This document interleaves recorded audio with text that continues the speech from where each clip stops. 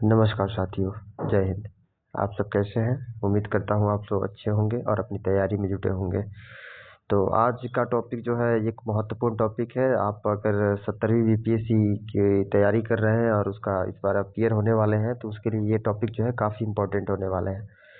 मैं उन लोगों से बता दूं जो कि एनटीपीसी, रेलवे ये सब की तैयारी कर रहे हैं, तो उनके लिए उतना ज़्यादा महत्वपूर्ण नहीं होगा। लेकिन जो स्टेट पीसीएस की प्रिपरेशन कर रहे हैं, चाहे यूपी पीसीएस हो या बिहार पीसीएस हो या झारखंड पीसीएस हो, किसी भी पीसीएस की तैयारी कर रहे हैं, तो उसमें ये टॉपिक जो है काफ़ी इंपॉर्टेंट होता है। खासकर बिहार पीसीएस में आप अगर प्रीवियस ईयर क्वेश्चन को देखिए, तो यहाँ से क्वेश्चन आपको हर साल 1 से 2 क्वेश्चन, मतलब पर टॉपिक से अगर ये क्लास को आप पूरा कर लेते हैं, तो वहाँ से आपके 2 क्वेश्चन श्योर हो जाएंगे।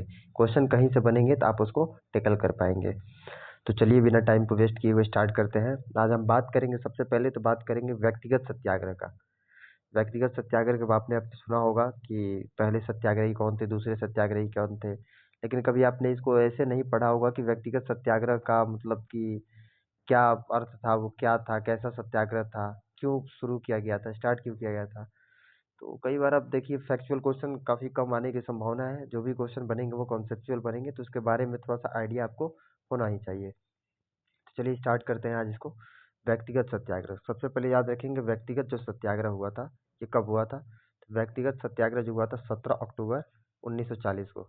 17 अक्टूबर 1940 को। मैं एक एक बात को 2-3 बार रिपीट करूंगा ताकि आपके दिमाग में अच्छे से वो बैठ पाए। एक वीडियो को इसको कॉन्सेंट्रेट होकर देख लेंगे, तो कोई नोट्स बनाने की कोई आवश्यकता नहीं है। आप एक वीडियो को केवल ध्यान से देखिए और दिमाग में अपने आप फिट बैठ जाएगा। तो व्यक्तिगत सत्याग्रह के बारे में बात करें तो व्यक्तिगत सत्याग्रह जो हुआ था, इसको व्यक्तिगत अवज्ञा आंदोलन भी कहते हैं। व्यक्तिगत अवज्ञा आंदोलन भी कहते हैं। इसे दिल्ली चलो आंदोलन भी कहते हैं। दिल्ली चलो आंदोलन भी इसे कहते हैं। देखिए, सबसे पहले कोई भी आंदोलन होगा या कोई भी सत्याग्रह होगा, उसका कुछ उद्देश्य होता होगा। तो इसका उद्देश्य क्या था? तो देखिए, एक छोटा सा ब्रीफ हम इंट्रोडक्शन इसका देना चाहेंगे कि ये समय ये है वो सेकेंड वर्ल्ड वार का टाइम है, 1939। दूसरा विश्व युद्ध चल रहा था और दूसरे विश्व युद्ध में जापान जो था, जापान की एंट्री हो जाती है। किसकी? जापान की एंट्री हो जाती है। तो जब जापान एंट्री करता है तो ब्रिटेन की हालत जो है खराब होने लगती है, क्योंकि वहाँ पे आप देखेंगे इंडोनेशिया हो गया, सिंगापुर हो गया, मलेशिया हो गया, सब जगह से ब्रिटेन को बुरी तरह से खदेड़ रहा था। अब यहाँ पे लॉर्ड लिंथगो वहाँ पे थे, जो अगस्त प्रस्ताव आपने पढ़ा होगा कि लॉर्ड लिंथगो जो थे वो अगस्त प्रस्ताव पारित किए थे। उसके बाद उन्होंने घोषित कर दिया, ये घोषणा बिना किसी कांग्रेस के या किसी मुस्लिम लीग या हिंदू महासभा, जितने भी लोग थे भारत में, जितनी भी पार्टियां थे, बिना पूछे उन्होंने क्या किया, ये घोषणा कर दिया कि जो भारतीय लोग हैं वो युद्ध में हमारे साथ है। ये किसी से राय मशवरा कुछ नहीं किया गया था। तो इसी बात का विरोध करते हुए सभी नेताओं ने ये प्लानिंग किया कि इसके लिए कुछ तो करना पड़ेगा ना। तो उसके लिए सबसे उस समय सुभाष चंद्र बोस ने कहा था कि यही वो समय है कि हमें अंग्रेजों के खिलाफ एक बड़ा पैमाने पर जो है आंदोलन को छेड़ देना चाहिए। लेकिन गांधी जी इस बात से सहमत नहीं हुए और इस बात को वो इग्नोर कर दिए।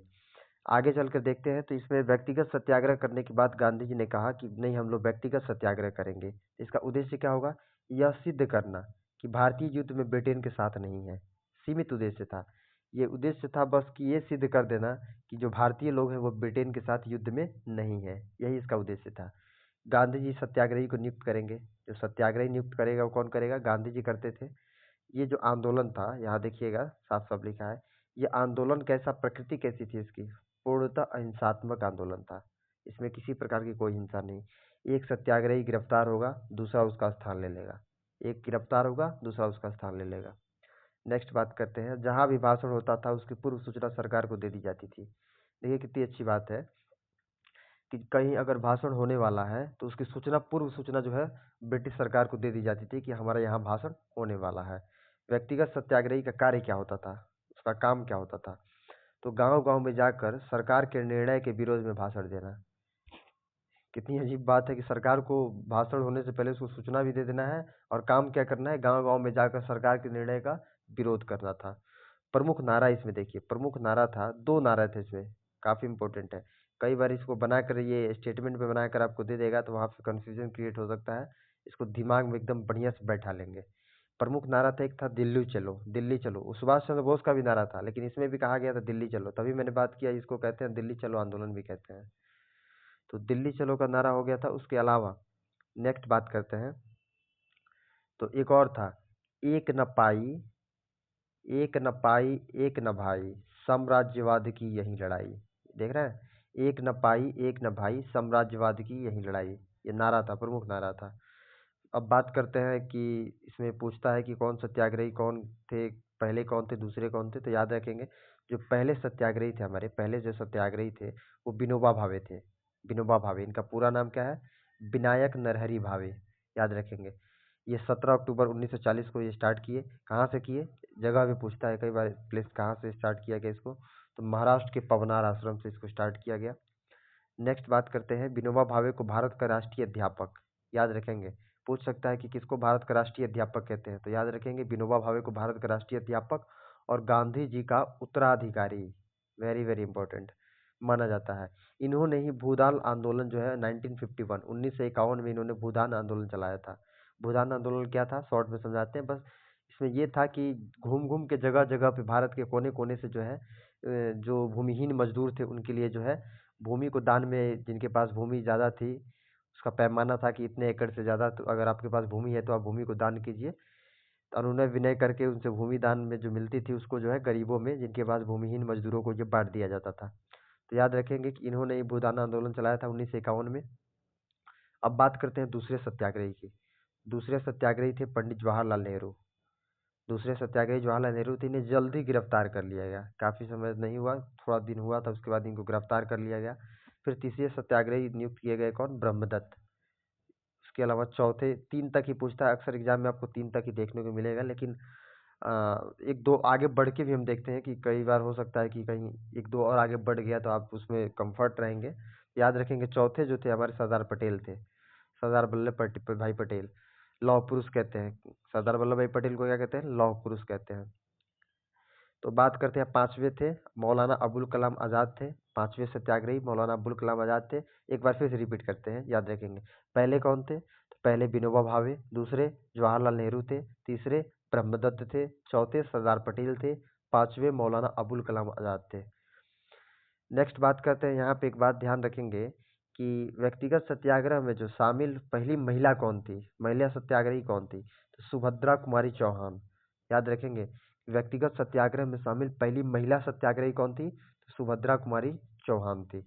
नेक्स्ट बात करते हैं, व्यक्तिगत सत्याग्रह के दौरान लगभग 20,000 से अधिक लोगों की गिरफ्तारी की गई, जिनमें से प्रमुख नाम सी गोपालाचारी हो गया, सरोजनी नायडू हो गया, अरोड़ा आसफ अली हो गया। काफ़ी ज़्यादा लोग इसमें गिरफ्तार किए गए, लगभग 20,000 से अधिक। इसमें से प्रमुख नाम आप देख सकते हैं कि इसमें सी राजा गोपालाचारी है, सरोजनी नायडू है, अरोड़ा आसफ अली हैं। नेक्स्ट नेक्स्ट देखते हैं, इसको नोट करके आप इसको कहीं अगर लिख सकते हैं तो लिख लीजिएगा कि सिकंदर जो हयात खान थे, सिकंदर हयात खान ने इस सत्याग्रह का विरोध करते हुए टिप्पणी दी थी कि अंग्रेजों के पीठ में छुरा मारने जैसा है। तो आपसे क्वेश्चन ये पूछ सकता है कि किसने व्यक्तिगत सत्याग्रह का विरोध करते हुए टिप्पणी किया कि यह अंग्रेजों के पीठ में छुरा घोंपने या छुरा मारने जैसा है? तो वो थे सिकंदर हयात खान। कौन था? सिकंदर हयात खान। नेक्स्ट बात करते हैं, आंदोलन का सरकार पर दबाव। आंदोलन हुआ, उसका दबाव क्या पड़ा सरकार के ऊपर? तो देखिए, वायसराय की कार्यकारिणी जो परिषद थी उसमें 3 भारतीय की जगह 8 भारतीय परिषद को शामिल करने की मंजूरी मिल गई। तो जो पहले वहाँ पे 3 भारतीय हुआ करते थे, वायसराय के जो परिषद था उसमें 3 भारतीय की जगह वहाँ पे मतलब 8 भारतीयों को शामिल करने का निर्णय लिया गया। जैसे 5 अंग्रेज होगा और 8 भारतीय होगा, यानी टोटल होगा। इसको भी क्या किया, भारत के लोगों ने किसको नेगलेक्ट कर दिया, अस्वीकार कर दिया, इसको नहीं माना गया। अब थोड़ा सा बीपीएससी के एग्जाम दे रहे हैं तो इसको बिहार के संदर्भ में जानना आपके लिए बहुत जरूरी हो जाता है कि बिहार के संदर्भ में क्या रहा, व्यक्तिगत सत्याग्रह का बिहार में क्या रहा। तो याद रखेंगे, सबसे पहले तो डेट याद रखेंगे, 28 नवंबर 1940। बिहार के संदर्भ में व्यक्तिगत सत्याग्रह जो है 28 नवंबर 1940।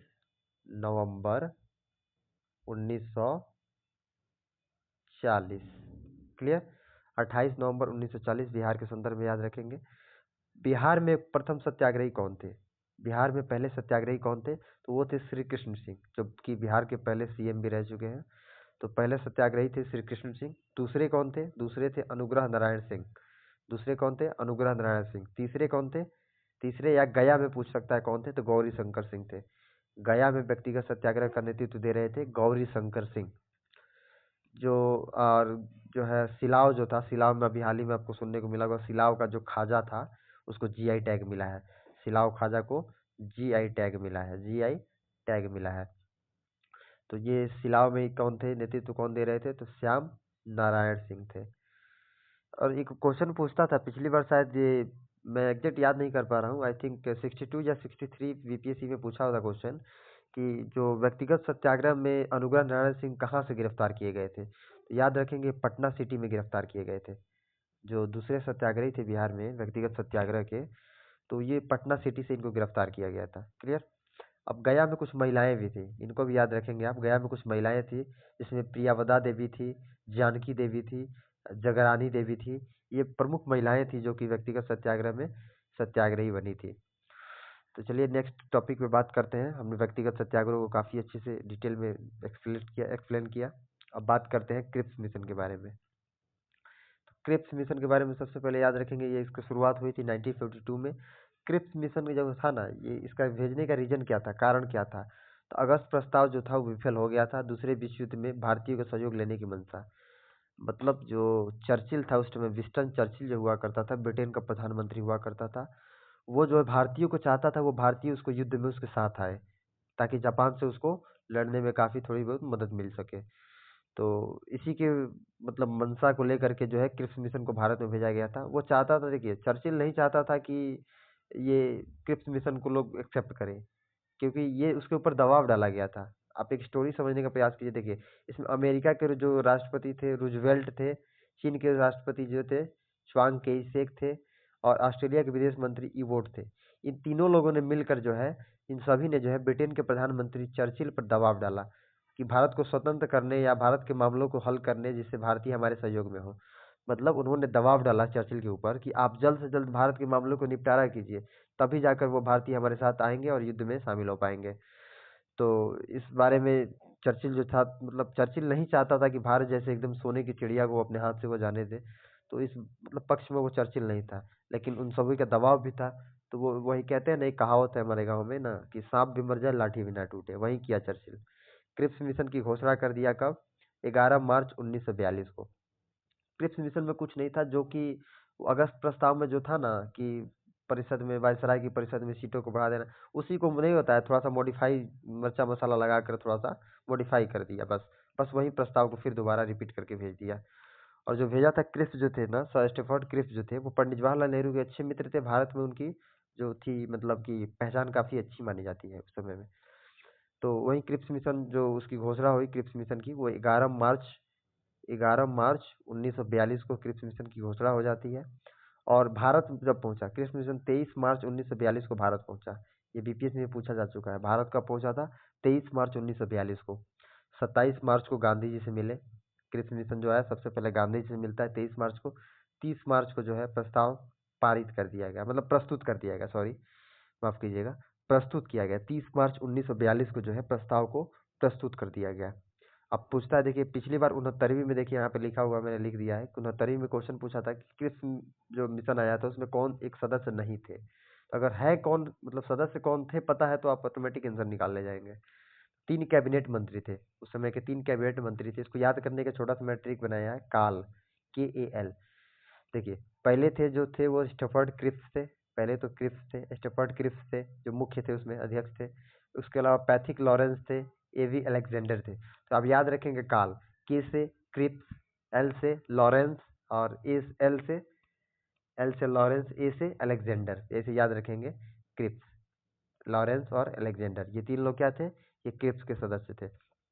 देखिए अब बात करते हैं क्रिप्स मिशन से मिलने वाली पार्टी या व्यक्ति, कौन कौन मिला था। तो देखिए कांग्रेस की तरफ से कौन मिला था, मौलाना अबुल कलाम आज़ाद थे। मौलाना अबुल कलाम आज़ाद जो थे वो मिले थे, और पंडित नेहरू उनके साथ थे, जो सहायक के रूप में उनके साथ गए थे। इन्होंने क्रिप्स मिशन से मुलाकात किया। उसके बाद मुस्लिम लीग की तरफ से आपको पता होगा अली जिन्ना थे। हिंदू महासभा की तरफ से BD सावरकर मिले थे। हिंदू महासभा की तरफ से BD सावरकर जो है क्रिप्स मिशन से मिले थे। अनुसूचित जाति की तरफ से डॉक्टर भीमराव अम्बेडकर मिले थे। तो आप इसको याद रखेंगे। आपसे एक क्वेश्चन है कि अनुसूचित जाति जो है, मैंने यहाँ पे पार्टी के नाम नहीं लिखा है, वो कौन सा संघ या पार्टी था भीमराव अम्बेडकर का, जिसकी तरफ से भीमराव अम्बेडकर जो थे क्रिप्स मिशन से मिले थे। आप लोग कमेंट करके उसको बताएंगे कि कौन सा वो पार्टी या दल था। अगला बात करते हैं सिखों की तरफ से, जो है सिखों की तरफ से मिलने गए थे सरदार उज्जवल सिंह थे। इन लोग जो थे, इतने लोग जो थे वो क्रिप्स मिशन से मिले थे। उसके बाद बात करते हैं क्रिप्स मिशन के बारे में और सारा बात करते हैं कि क्रिप्स मिशन पर टिप्पणी कौन क्या दिया था। तो गांधी जी इसको कहते हैं कि पोस्ट डेटेड चेक है। यह एक ऐसा चेक है जिस पे तिथि अंकित नहीं है, यानी कि पोस्ट डेटेड चेक कौन बोला था इसको, क्रिप्स मिशन को गांधी जी बोले थे।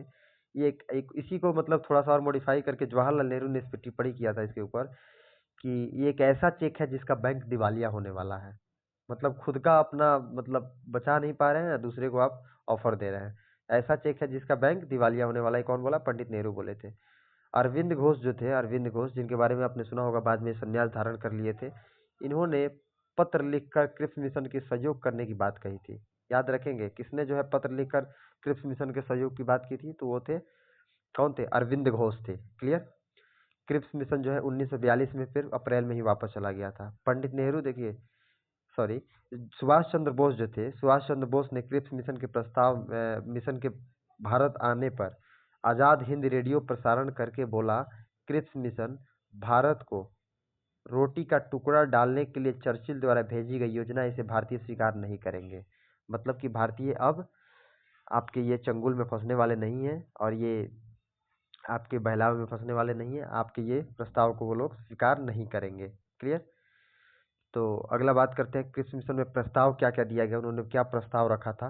पहला तो युद्ध के बाद देने की बात की। देखिए काफी सारी चीजें जो थी वो भी युद्ध से पहले अभी देने की, तत्काल नहीं देने की बात की थी। ये बात की थी आपको युद्ध होने के बाद, युद्ध समाप्ति के बाद ये सब देने की बात की थी। तो क्या था कि भारत को हम संघ बनाएंगे, भारत को हम संघ बनाएंगे, ब्रिटिश और देसी रियासत दोनों को मिलाकर के भारत को हम क्या बनाएंगे? संघ बनाएंगे। दूसरा उसमें क्या प्रस्ताव था? भारत को डोमिनियन स्टेटस यानी अधिराज्य का दर्जा दिया जाएगा। तो भारतीयों ने इसे भी क्या किया? अस्वीकार कर दिया। अब उन्हें डोमिनियन स्टेटस नहीं चाहिए था, उनको पूर्ण आज़ादी चाहिए था, पूर्ण स्वतंत्रता, पूर्ण स्वराज की बात की है। डोमिनियन स्टेटस की बात अब नहीं की जा रही थी, अब केवल और केवल चाहिए तो पूरी आज़ादी चाहिए थी। अगला बात था इसमें भारत को राष्ट्रमंडल और अंतर्राष्ट्रीय संगठनों में शामिल होने या ना होने की स्वतंत्रता देना।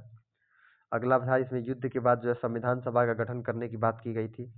प्रांतों और देसी रियासतों को संघ में शामिल होने या ना होने छूट हुई। जो शामिल नहीं होना चाहता था वो अलग संविधान सभा बना सकती थी। देख रहे हैं कैसे मतलब अंग्रेजों की चाल कैसे थी कि भारत को एकदम टुकड़े टुकड़े में तोड़ने की, यहाँ देखो फूट डालो राज करो की नीति, वही वाला हाल यहाँ पे था कि मतलब कि जो शामिल होना चाहे वो, नहीं होना चाहे वो अपना अलग बनाए, मतलब भारत कई टुकड़ों में बट जाएगा ऐसे। तो ये इसमें प्रस्ताव था। तत्कालीन प्रस्ताव क्या था क्रिप्स मिशन में? अभी तत्काल में क्या देने की प्रस्ताव? वायसराय के परिषद में सभी भारतीय होंगे। आपको मैंने बताया था कि जो अगस्त प्रस्ताव था उसमें क्या था? उसमें था कि 8 भारतीय होंगे और 5 अंग्रेज होंगे। लेकिन यहाँ पे कहा गया कि अभी सभी के सभी जो होंगे वायसराय के परिषद में भारतीय होंगे। तो इससे भी कोई फायदा नहीं था क्योंकि वीटो पावर था वायसराय के हाथों में ही था। तो वीटो पावर का प्रयोग वो कर सकता था, इससे कोई फायदा होने वाला नहीं था। दूसरा था जब युद्ध समाप्त नहीं होता तब तक भारत की रक्षा की जिम्मेदारी ब्रिटेन सरकार की होगी। खुद की रक्षा कर नहीं पा रहे थे और भारत की रक्षा का दावा कर रहे थे। नेक्स्ट बात करते हैं, ये शायद तो मैंने बात कर ली, इसके बारे में मैंने बात कर ली है, क्रिप्स मिशन को मैंने देख लिया। तो आज हमने देखा क्रिप्स मिशन और जो है हमने 2 टॉपिक को कवर किया अच्छे से। उम्मीद करता हूँ आपको ये पसंद आया होगा और आपकी तैयारी जो है उसमें ये काफ़ी हेल्प साबित होगा। तो बात करते हैं, आज हमने व्यक्तिगत सत्याग्रह को देखा और दूसरा मैंने देखा, हम लोगों ने क्या देखा? एक देखा व्यक्तिगत सत्याग्रह, दूसरा हम लोगों ने देखा क्रिप्स मिशन, जो कि काफ़ी इंपॉर्टेंट महत्वपूर्ण टॉपिक है। यहाँ से प्रश्न बनते ही बनते हैं। तो उम्मीद करता हूँ आपको ये वीडियो अच्छा लगा होगा। अगर अच्छा लगा हो तो ज़्यादा से ज़्यादा लाइक करें, शेयर करें, सब्सक्राइब करें, क्योंकि इससे हमको मोटिवेशन मिलता है और आगे भी हम महत्वपूर्ण टॉपिक को लेकर के आपके सामने प्रस्तुत होंगे। तब तक के लिए जय हिंद, जय भारत।